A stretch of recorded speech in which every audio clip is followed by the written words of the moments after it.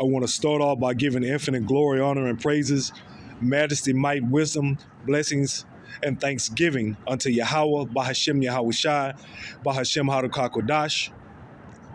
Double honors to the elders and apostles of Great Millstone who rule and teach well as peace and blessings to the hopeful and faithful elect across the four winds, bringing out this truth in sincerity and in charity to the best of their ability. Shalom to Yakim and shalom to you few Akwa.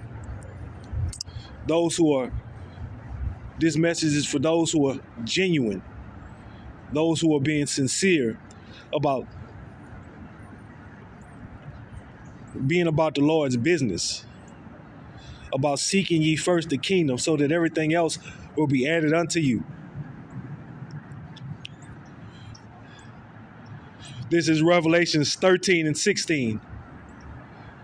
And he causeth all, both small and great, rich and poor, free and bond, to receive a mark, charagma, in their right hand or in their foreheads, and that no man might buy or sell save he that had the charagma, or the name of the beast, or the number of his name. Through the power and the spirit and power of Yahweh Shai, I hope this message is edifying to the hopeful elect.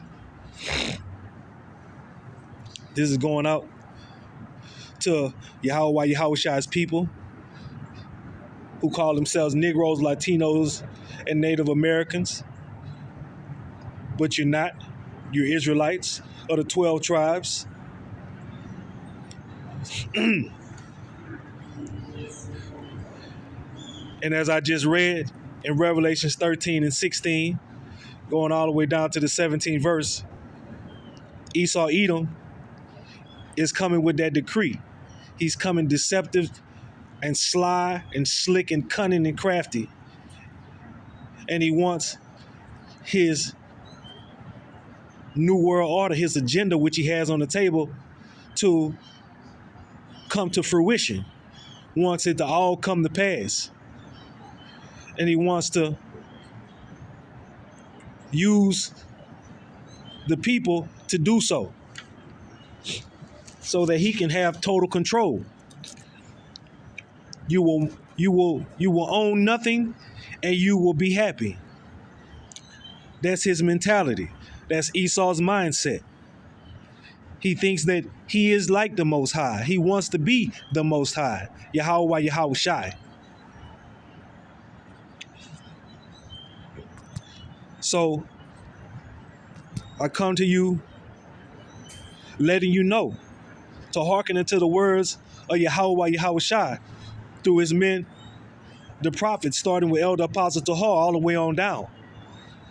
Singing those same three lyrics. To fear Yahweh Shai. To not take the charagma. And what will happen if you do take the charagma? Thermonuclear fire. As well as laser beams from the chariots. To further drive home the point, let's look at Revelations 14. Chapter 9th and 10th verse. You can go ahead and highlight it. And the third angel followed them, saying with a loud voice, if any man worship the beast and his image and receive his charagma in his forehead or in his hand, the same shall drink of the wine of the wrath of God, which is poured out without mixture into the cup of his indignation. And he shall be tormented with fire and brimstone in the presence of the holy angels and in the presence of the Lamb, which that Lamb represents Yahweh Shah HaMashiach. And it's letting you know right there that a righteous cup of indignation shall be that you will drink of, and you will be tormented with fire and brimstone in the presence of the holy angels and in the presence of the Lamb. So I can't stress this enough. The same thing that all the men of Great Millstone are on right now, and stressing to You all who are listening, you all who are trying to hearken unto the words of Yahweh Shai, to not take that charagma, because it's not going to look good if you do. And if you went on ahead and partook of the juicy juice or the jump shot, or however they want to say it, then it's not looking good for you either. Because it was all a trial run and a test to see who would consent and who would not consent.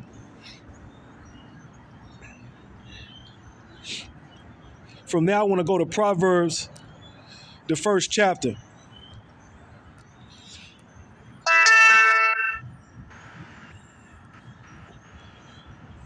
Proverbs 1:1. The Proverbs of Solomon, the son of David, king of Israel, Yasharallah. To know wisdom and instruction, to perceive the words of understanding, to receive the instruction of wisdom, justice, and judgment and equity, to give subtlety to the simple, to the young man knowledge and discretion. And that discretion goes into having a good, sought out, and a great plan. That means you're looking before you leap. That means you're not putting the cart before the horse. That means basically you're leaning out into your own understanding. It says in verse 5, a wise man will hear and will increase learning, and a man of understanding shall attain unto wise counsels. That wise counsels comes from our elders at Great Millstone, who's taught us all these truths, this knowledge, and who's given us this knowledge, this wisdom, and this understanding, which shall be the stability of our times. Roughly paraphrasing in Isaiah 33:6.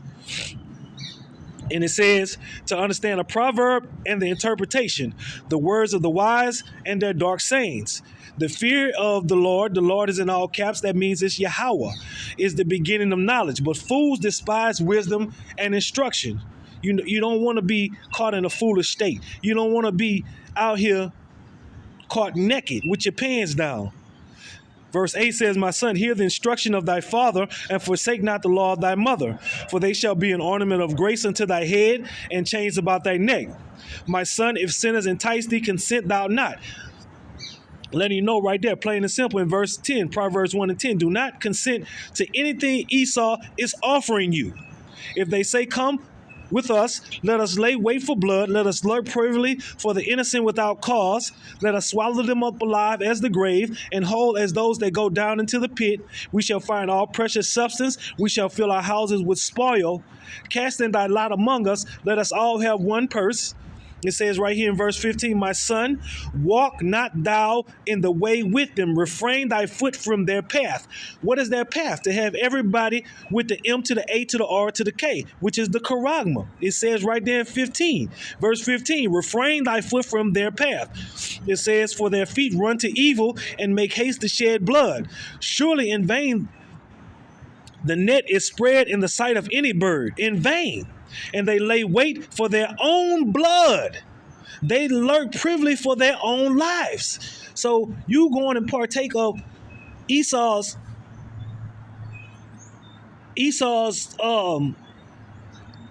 way of living, to consent unto what he would have you to do, to trust in oppression. It says in verse 18, you're truly lurking privily for your own lives. And it says in verse 19, so are the ways of everyone that is greedy of gain, which taketh away the life of the owners thereof. And that gain comes in many shapes, form, and fashions. You want to keep a roof over your head. You want to keep a roof over your children's head, over your wife's head. You want to keep food in the house. You want to keep your job. You want to continue to live by these doctrines that Esau Edom continues to push, thinking that you will have a great life. You will live on this side and everything will be well with you, when really he's setting you up.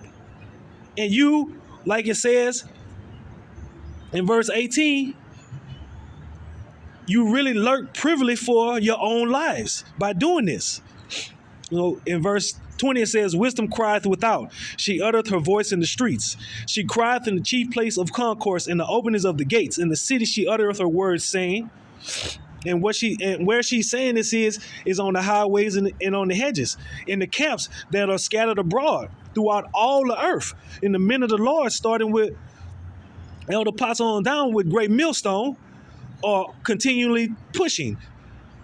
And it says, verse 22, how long, ye simple ones, will ye love simplicity? And the scorners delight in their scorning, and fools hate knowledge.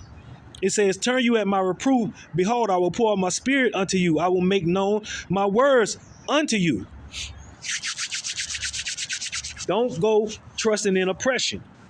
Leave off from thinking that you know what's good for you, thinking that this is your own life, thinking that this is your own body and your own soul. This body doesn't belong to you. This soul doesn't belong to you. It's not yours. It belongs to Yahweh Yahushua. You are not the creator. We are not the creator. We are only the creation.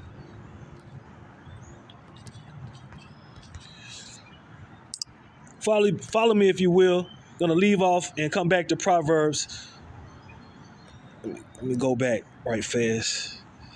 Make sure mark where we stopped off at. Stopped off at the 23rd verse. I'm going to go and mark it. So I'm gonna go to Isaiah 30 and 12.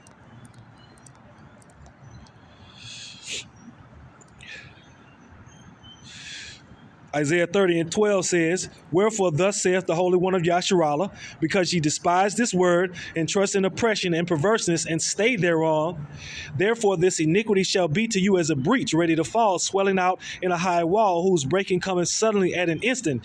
And he shall break it as the breaking of the potter's vessel that is broken in pieces. He shall not spare, so that there shall not be found in the bursting of it a shred to take fire from the hearth, or to take water withal out of the pit. And that's simply put that you were not listening to what Yahweh Yahushua has said, nor were you willing to do what he was telling you to do. And this is going to be the end result of what's taking place, because you continue to trust in oppression.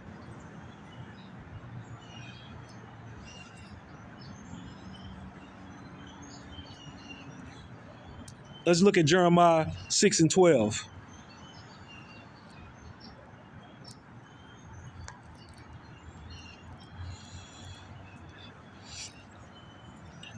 And it says, and their houses shall be turned unto others, with their fields and wives together. For I will stretch out my hand upon the inhabitants of the land, saith Yahweh. And that's what will happen if you call yourself going and take this charagma, the M to the A to the R to the K.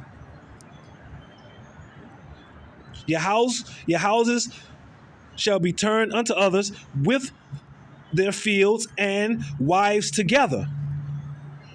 All your possessions will be turned to others.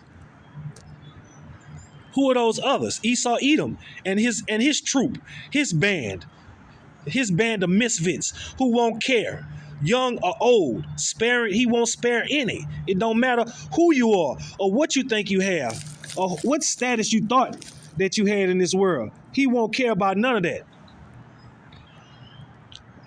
Let's look at Haggai.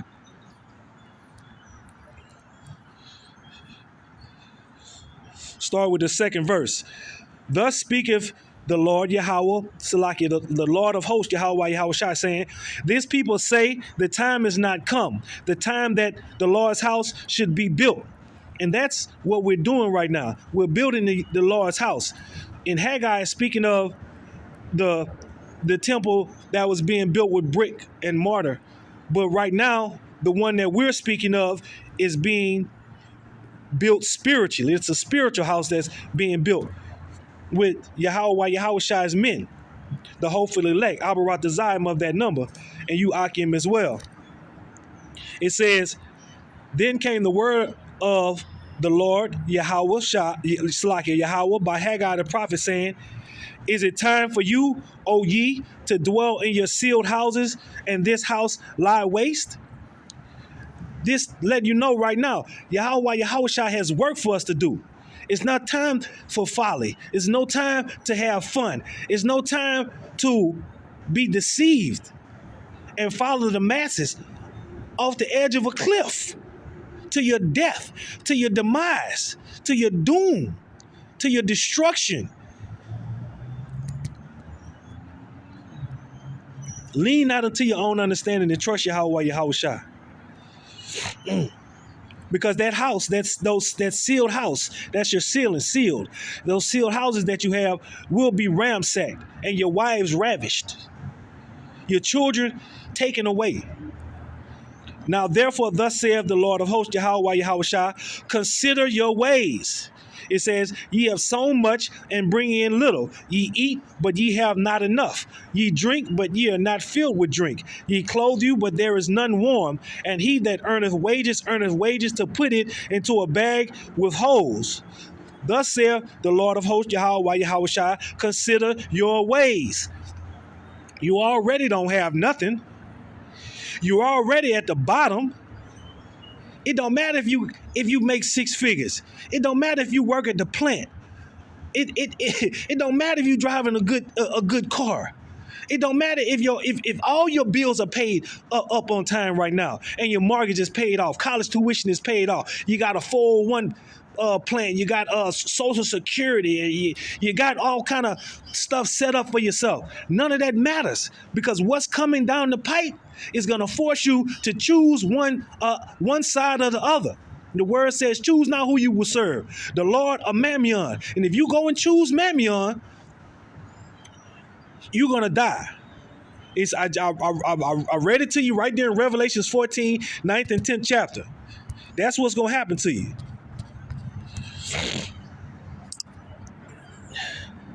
I'm going to finish off in Proverbs, the first chapter. I stopped at the 23rd verse. And it's so just letting you know that you need to turn to Yahweh Yahushua while you still can. Turn you at my reproof, Proverbs 1 and 23. Turn you at my reproof. Behold, I will pour out my spirit unto you. I will make known my words unto you. Making known the words unto you, what you should be doing, how you should be conducting yourself, the way in which you should be walking, your thought process. You should be how you should be thinking instead of letting someone think for you, because that's exactly what Edom wants to do. He wants to think for you. It says, because I have called and ye refused. I have stretched out my hand and no man regarded. But ye have set at not all my counsel, the elder apostles, starting with elder apostle Tahar all the way on down, and with none of my reproof. I also will laugh at your calamity. I will mock when your fear cometh. When your fear cometh as desolation and your destruction cometh as a whirlwind. When distress and anguish cometh upon you. And this is pursuant to Salaki. This is pursuant to Revelations 14, 9 and 10. And the third angel followed them, saying with a loud voice, if any man worship the beast and his image and receive his charagma in his forehead or in his hand, the same shall drink of the wine of the wrath of God, which is poured out without mixture into the cup of his indignation, and he shall be tormented with fire and brimstone in the presence of the holy angels and in the presence of the Lamb. Letting you know, plain and simple, what's going to happen if you don't do what thus says Yahweh Yahushua. Go back to Proverbs 1.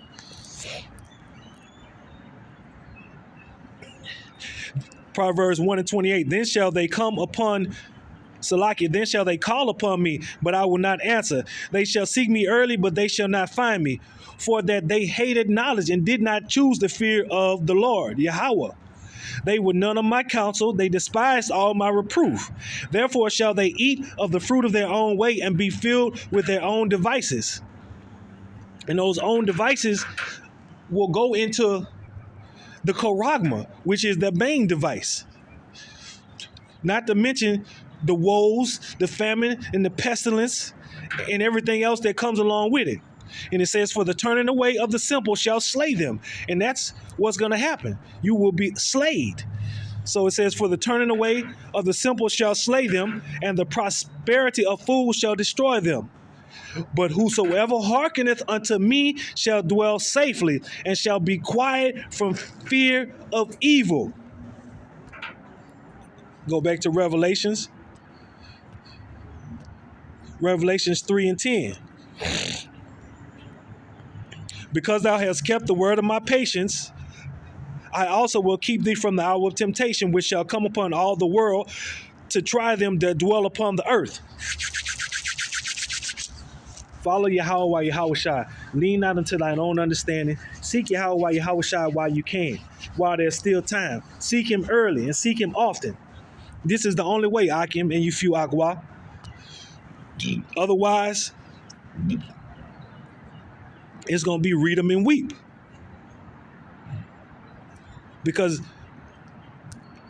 things are drawing near the end. It may not look like it, but this is what's coming. This is what you have to look forward to. And if you're not girded up with your loins in the truth, with this wisdom, this knowledge, and this understanding,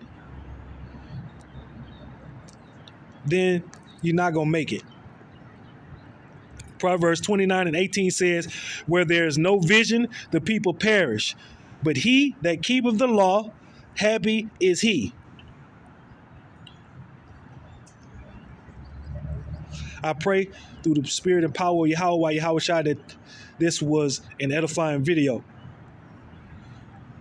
Abal Babal, Aquam Yasharala. Giving infinite glory, honor, and praises, majesty, might, wisdom, blessings, and thanksgiving unto Yahweh, by Hashem Yahushua, by Hashem Harukakodash, and double honor to the elders and apostles of Great Millstone who rule and teach well as peace and blessings to the hopeful and faithful elect across the four winds, bringing out this truth in sincerity and in charity. We'll say shalom to you, Akim, and shalom to you, Fu Akwa. Keep pushing. We're almost out of here.